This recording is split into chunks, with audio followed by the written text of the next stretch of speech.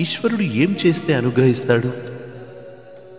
1 అభిషేకం, 2 ధర్మ నిబద్ధత, 3 దానం. ఏ ధర్మంలో అయినా వాళ్ళ దేవుడు గొప్పవాడు అని చెప్తూ ఉంటారు. కానీ సనాతన ధర్మంలో మన దేవుళ్లతో పాటు సమానంగా పశుపక్షాదుల్ని కూడా పూజించాలని చెప్పడం మన సనాతన ధర్మం యొక్క గొప్పతనం.